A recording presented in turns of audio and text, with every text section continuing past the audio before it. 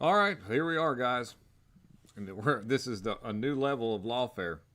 I'm going to explain to you real quick. It's beneficial, by the way, that RFK Jr. has endorsed Trump, and he didn't really take his name completely off. He said, I haven't stopped my campaign. He said, but I'm going to take my name off of all the key battleground states and leave them in the red and blue areas. And I was like, wow, that's pretty interesting.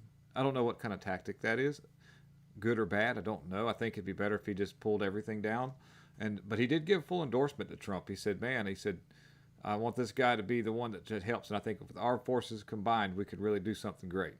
And so it's a big deal. I think that's going to really help. And by the way, with this article I'm fixing to read you right here, lawfare is a big deal, and it's making people afraid to even be around Trump. This is the whole tactic, right quick. And let me clarify something too, in case you don't know. I did a video the other day, and I talked about there's a Democratic PAC that's going after Trump because he was on Twitter.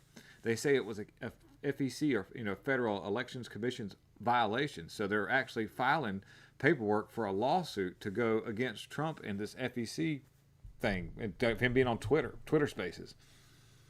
And it was a discussion. That was a thing. That was there was the whole thing was just a conversation. If you listen to the details, Elon and Trump both say that thank you for having this conversation. This has been a great conversation. So I think that they understood what the implications could be by this happening.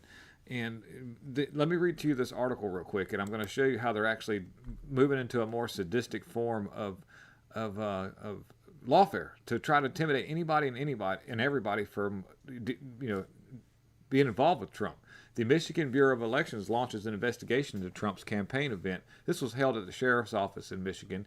This was the one where he was talking about he was berated by an activist slash what do you want to call journalist that was an activist for Kamala Harris, obviously, and tried to label Trump a racist for being in Howell, Michigan, because of its ties to the KKK from in the historical time period of that.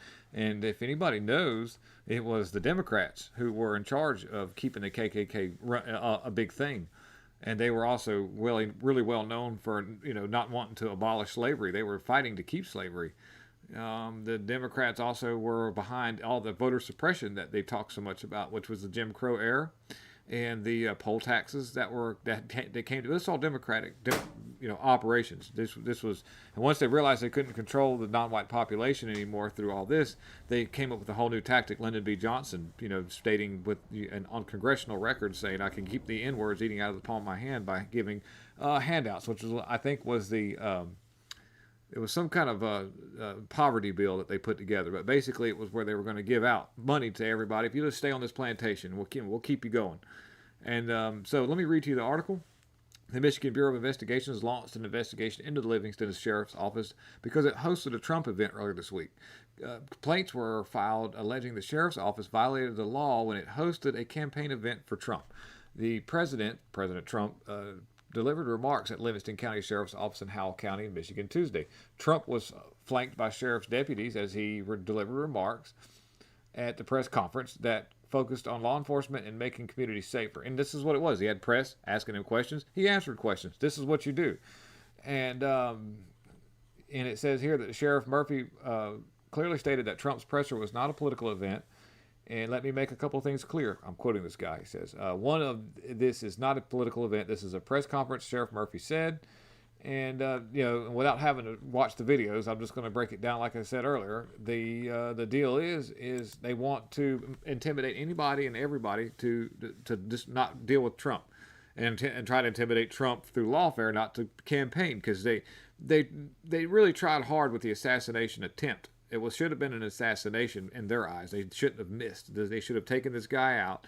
This, in their eyes, think that this would have actually caused a civil war. They think that we're this violent, that we would have a civil war over the assassination of Trump. And I'm sad to say that I'm glad to say, I should have put it that way, that they're terribly wrong, that we wouldn't have a civil war over that. We would be extremely upset, but that's not going to do that.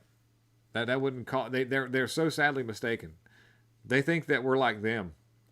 They don't understand that we're not violent people. But even though we're labeled that by the FBI, we're not violent people. The FBI calls us domestic terrorists. and the people at the DNC had to be beat down with clubs and sprayed with mace, and they burned flags. They did terrible things, and they hijacked people's cars. They beat up all the women's. I mean, but they somehow or another keep labeling us something, and nothing happens on our end. They even use people that they try to make it look like us, and then they find out that it's not us. So wild. But the deal is basically lawfare, this sadistic twist.